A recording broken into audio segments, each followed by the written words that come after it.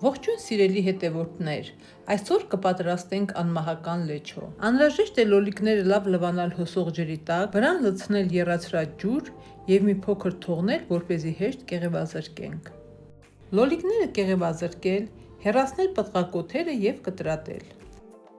Կտրատած լոլիկները լցնել կաթսայի մեջ, դնել կրակի վրա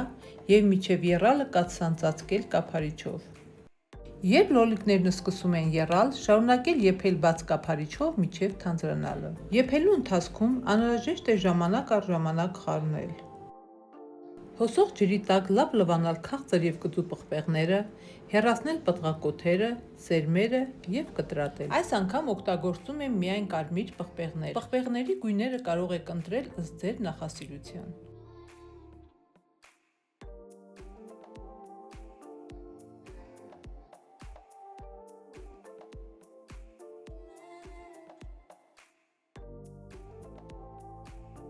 Կես փունջ մաղադանոսը լավ լվանալ և մանր կտրատել։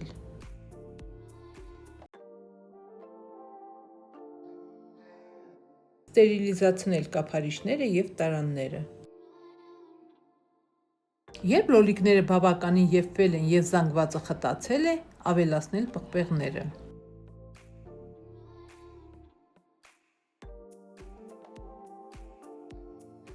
Պղպեղների հետ լոլիկները եփել ևս 15 րոպե։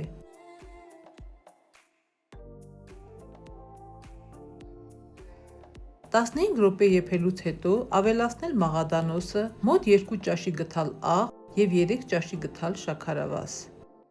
Աղի չափը կարող եք փոխել ըստ ձեր նախասիրության։ Շաքարավազն ավելացնում ենք համը բալանսավորելու համար։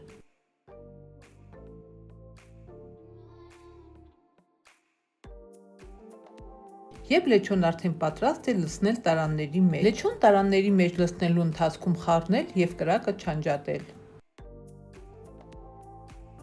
Տարանները լավ փակել,